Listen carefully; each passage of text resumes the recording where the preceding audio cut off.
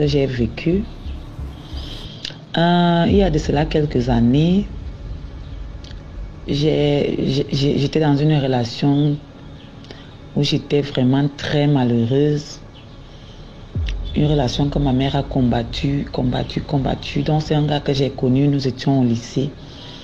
Lui et moi, nous avions passé énormément de temps ensemble. Un jour, le gars et moi, nous avions eu des sérieux problèmes au point où le gars me battait même déjà à mort. C'est comme ça que j'ai réussi à fuir. Je suis allée rendre visite à ma soeur à Douala. À l'époque, ma soeur était en mariage à Douala et je m'entendais bien avec son mari. C'est comme ça que je suis arrivée. J'ai expliqué la situation à ma soeur. Elle m'a dit, ah, qu'est-ce que je vais faire de toi si tu es venue? Tu vas rester ici jusqu'à ce que tu te calmes et que tu essayes de voir comment organiser ta vie, donc tu peux rester là. Voilà, maintenant, je suis là.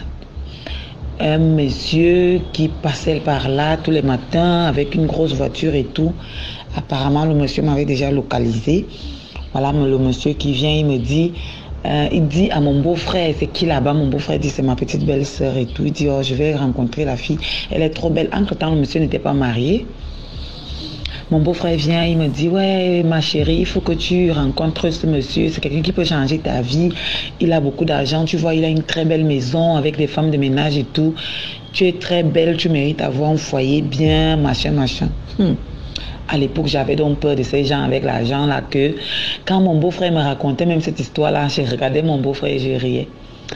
Après, voilà, mon moment de rentrer, j'ai décidé de rentrer. Entre-temps, à Yaoundé, je faisais une petite cotisation où je devais bouffer 26 000 francs.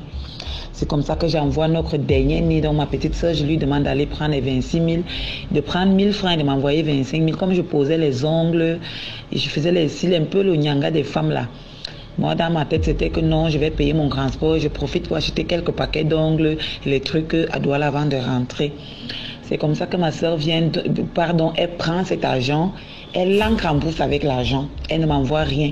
Entre-temps, ma grande soeur, même où je suis là à Douala, est vraiment, bon, c'est pas facile chez elle. Parce que par moment, c'est moi qui rationnais même à la maison pour qu'on puisse préparer. Du coup, ça ne donnait pas. C'est comme ça que DMG, je me retrouve dans une situation difficile. Je sais qu'il va faire comment pour rentrer. C'est comme si le monsieur attendait, comme s'il était au courant de quelque chose qui n'allait pas. Il vient, il me dit, ma chérie, c'est comment? Je te vois triste et tout, parce que j'étais allée m'asseoir à un endroit, un coin là, j'étais assise là. Le monsieur me demande, c'est comment? Tu as un souci? J'ai dit, ah, je vais rentrer à Yaoundé. Et il y a quoi? J'ai dit, non, j'attends que mon beau-frère prenne son salaire d'ici la semaine prochaine, s'il peut me trouver un peu d'argent pour retourner à Yaoundé. Il me dit, non, c'est pas un problème. Est-ce qu'on peut prendre un pot? DMG, je te jure que mon corps pesait. C'est là où je décide, j'accepte donc, puisque je suis dans une situation difficile, qu'est-ce que je vais faire? Je pars donc, je prends le pot avec le monsieur, il me dit, tu fais quoi dans la vie et tout? Je lui dis, non, je viens d'arrêter mes études, je fais la pédicure à Yaoundé. Il me dit, ah, tu as un salon? Je dis, bon, c'est pas vraiment un salon, c'est un petit truc que j'ai fait où je mets les ongles aux femmes et tout. Il me dit, d'accord, nous irons au marché central, on va faire tes achats pour que tu puisses rentrer demain. J'ai dit, d'accord, merci. Pour moi, je vois un ange qui est descendu du ciel. Waouh! Je vois quelqu'un qui change mon histoire comme ça. Le monsieur m'amène au marché central. Nous avions fait vraiment des achats au point où, le jour que j'ai rentré, le gars a loué une voiture qui m'a ramené à Yaoundé. Je suis arrivée à Yaoundé avec tellement de marchandises que j'ai équipé mon salon.